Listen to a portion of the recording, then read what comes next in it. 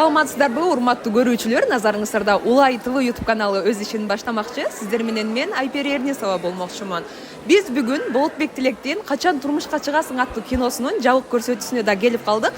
Кино кандай болгонун, кандай кызыктарга бай болгонун алдыда чогуу бирге көрөлү.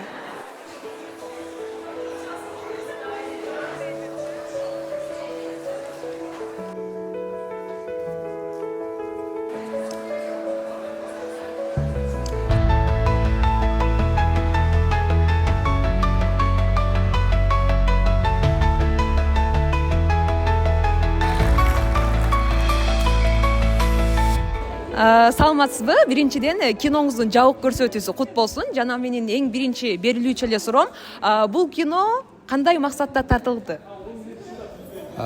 Бул негизи биз ар бир кино тартканда, биринчиден рахмат кинонун чыгышы менен деп калдыңыз.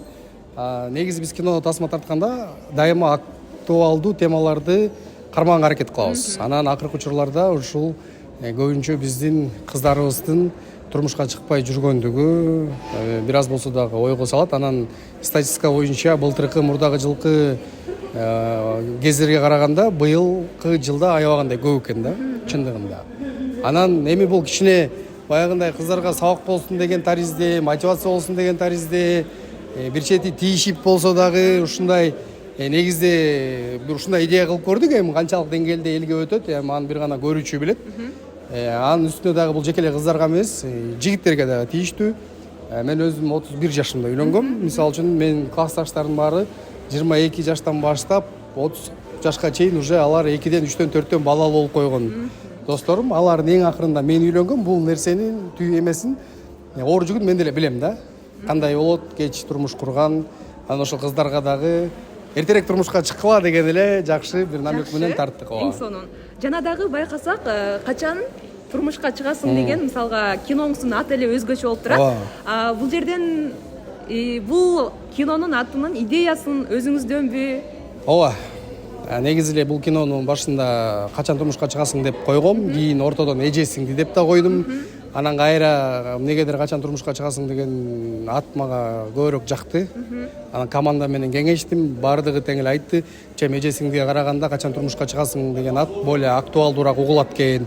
Ушундай эле калтырып коелук, эгерде сен өзүңө жагып атса деди. Макул деп эле ошонун негизинде эле ушундай кылып калтырып койдук. Жана дагы бул кинону тартуу учурунда кандай кыйынчылыктар болду? Эми көп эле болду. Биринчиден биз орозо убагында тарттык. Албетте орозонун кудурети менен жакшы ийгиликтерге жетип алдык. Команданын 70% орозо учурунда орозо болгон үчүн кээ бирөө кыйналды, кээ бирөө кыйналган жок да. Анан ошол себептен биз үйлөнүп, анан бир айдан ажырашабыз. Мен сизге справкаңызды. Мага кап болдуңуз албетте. Бирок мен сизди жиндикен десем, сиңдиңиз сизден өткөн жиндикен. Саламатсыздарбы? Сиздер бул кинодо кандай ролду жараттыңыздар? Эң биринчи суроом. Эжесиңди болдук. Экөөбүз да окшош турбайбыз дештир. Эң сонун негизи эле окшошуп да кетет экенсиздер. Жана дагы бул киного тартылышыңыздарга эмне түрткү болду? Эмне түрткү болгондо? Эми биздин бул чыгармачылык биздин бир жашообуздун жарымы болуп калды да. Анан баягы сценарийди окуганда өз жүрөгүңө жакын болсо, дароо эле анан макул болосуң, дарылып ишке киришебиз. Жакшы. Жана сиздер бул кино аркылуу элдерге эмнени жеткизгиңиздер келди? Бул кино аркылуу эмнени жеткизгибиз келди?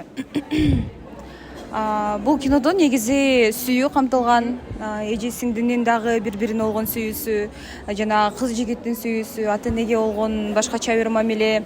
Айтор үй бүлөлүк тасма жана мелодрама дагы бар деп айтсам болот. Тарбиялык мааниси бар деп ойлойм. Ата-апаларым, бирок мен каршымын. Жок, мен каршы эмесмин. Макулмун. Бирок Жагыл аз эле болду деп айт. Ушундай кыздар менен сүйлөшпөй эле койбойсуң?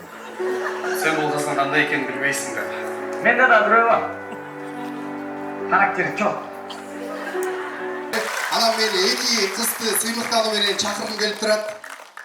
Ушул иштин баарын былгыткан Айдай жана ошондой эле эжесин болуп ойногон Карипа Таштанбекова келгиле кыздар, астыга чыккыла. Астыга. Жүгүнүп коелу чогуу, кино жакты деп ойлойбуз буюрса. Саламатсызбы жеке, жаңы эле киноңузду дагы көрүп чыктык. Бул жерде сиз ушул Айдай жана Айпери деген кыздын апасы болуп роль аткарыпсыз. Негизи эле кандай болду? Жеңил болдубу же оор болдубу сизге бул ролду аткарыш? Мага жеңил эле болду. Бир эле оорчулук болду. Себеби да баягы орозо маалында тартылганда бул орозо маалында жана дасторконду жайнатып коюп, бир күнү кечке таң аткандан кечке ошо ооз ачканга чейин ошол жерде болдук. Ошол эле бир оордугу болбосо, так мындай оорчулук деле болгон жок. Жакшы жеңил эле болду. Негизи эле бул кинодо айткандай, өзү эле сиз негизи канча жашыңызда турмушка чыктыңыз эле? Мен өзүм 27 жашында турмушка чыккам. 29-умда кыздуу болгом. Анан кийин бул жерде азыр ал кезде ошол менин учурумда ошо 23дөн ашкандан кийин эле кыздарды карадалай качан күйөөгө кетесиң, качан күйөөгө чыгасың дей берчи да. Азыр болсо, мисалы үчүн заман өзгөрдү.